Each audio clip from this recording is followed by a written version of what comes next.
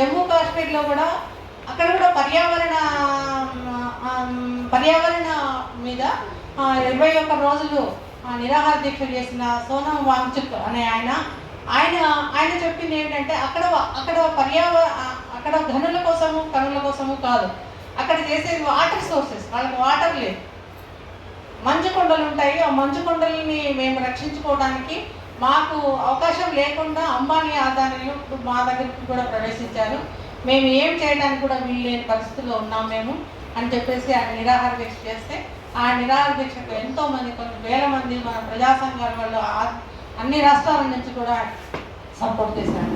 అంటే support system అనేది ఇప్పుడు ఆదివాసులు చేస్తున్న పోరాటానికి హక్కుల సంఘాలుగా, ప్రజా సంఘాలుగా మనమందరం కూడా వాళ్ళకి సపోర్ట్ చేయాల్సిన పరిస్థితి ఉంది. కానీ చాలామంది ఎక్కడ పట్టణ ప్రాంతాల్లో, మైదాన ప్రాంతాల్లో మాత్రమే పోరాటాలు చేస్తారు. ఆదివాసుల దగ్గరికి వెళ్ళడానికి చాలామంది ఇబ్బందిగా ఫీల్ అవుతారు, వెళ్ళటం కూడా చాలా కష్టంగా భావిస్తారు. కానీ వెళ్ళాల్సింది మనము మూలవాసులు అనేది వాళ్ళు, మనం కాదు, మూలవాసులు వాళ్ళని రక్షించాలి. వాళ్ళని రక్షిస్తేనే అడవుల రక్షణతోనే మన దేశ సంపద కూడా ఉంటుంది. అడవులు మొత్తం కొట్టివేయబడుతున్నారు. నిన్నగాక మనం చూసాము, ఋషికొండ ఒక కొండను కూడా తొలిచేసేసి ఏ విధంగా ఆంధ్రప్రదేశ్ ప్రభుత్వము, గత ప్రభుత్వం ఏ విధంగా కొండను కూడా తొలిచేసి ఏ విధంగా వినాశనం చేసిందో మనం చూసాము. అట్లానే ఇప్పుడు ఆదివాసీ మహిళలపైన జరుగుతున్న ఈ ప్రత్యేక మా ఛత్తీస్గఢ్ ప్రాంతంలో జరుగుతున్న ఈ దహనకాండ ఏదైతే ఉందో దాన్ని మనం అందరము ఖండించాల్సిన అవసరం ఉంది. మహిళలు అంటేనే అసలు మామూలు మన రాజ్యాల్లో బ్రతుకుతున్న, పట్టణాల్లో బ్రతుకుతున్న, పల్లెల్లో బ్రతుకుతున్న వాళ్ళని అంటేనే మహిళలు అంటేనే చాలా చిన్న చూపు. దీనికి కారణము పితృస్వామిక వ్యవస్థ. ఈ పితృస్వామిక వ్యవస్థలో పురుషుడు అధికంగాను, స్త్రీలు చాలా తక్కువగాను మొదటి నుంచి అణచివేయబడుతున్నారు. ఈ అణచివేత తరతరాలుగా నడుస్తుంది. దాన్నే మన మహిళలు కూడా మనం కూడా మగవాళ్ళ కన్నా తక్కువే అనే ఆలోచనలో ఉన్నాం. ఈ ఆలోచన మార్పు అనేది ఎవరికైనా రావాలి. రాకపోతే మాత్రం మనం ఇట్లానే ఉంటాము.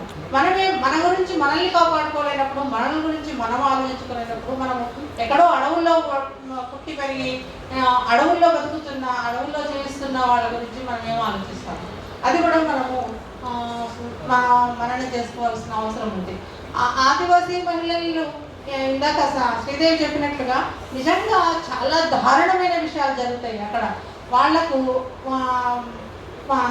బయటకు వెళ్ళాలంటే ఒకప్పుడు చాలా స్వేచ్ఛగా తిరిగేవాళ్ళు ఈరోజు స్వేచ్ఛగా వెళ్ళటానికి వాళ్ళకు ఎక్కడ అవకాశం లేదు. ఎక్కడికి వెళ్ళినా ఏం చేస్తారో, ఏమవుతుందో, ఏం చేయాలన్నా భయంతో ఉంటున్నారు. మామూలుగా ఒకప్పుడు అడవి ప్రాంతంలో ఉండే ప్రజలు గూడాలు ఎట్లా ఉంటాయి, ఒక 10 మంది ఉంటారు, 10 కుటుంబాలు మాత్రమే ఉంటాయి. ఆ 10 కుటుంబాలకు రక్షణ ఎవరు ఇవ్వాలి? ప్రభుత్వం ఇవ్వాలి.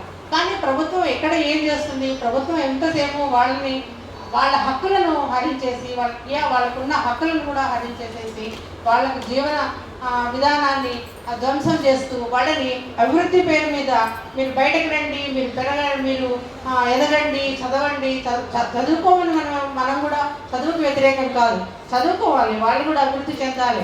కానీ అక్కడ జీవిస్తున్న వాళ్ళు ఎవరైతే ఉన్నారో, ఇప్పుడు ఒక కుటుంబంలో మనం ఉంటాము, ఆ కుటుంబంలో భార్య, భర్త, పిల్లలు ఉంటారు.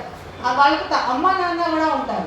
అమ్మా నాన్న ఉన్నప్పుడు అమ్మా నాన్నను వాళ్ళు పల్లె ప్రాంతాన్ని, ఇంటిని వదిలేసి రావడానికి ఇష్టపడరు. కానీ పిల్లలు వెళ్తారు, వాళ్ళ చదువుల కోసం వెళ్తారు, వాళ్ళ సంపాదన కోసం వెళ్తారు, వాళ్ళ అభివృద్ధి కోసం వెళ్తారు.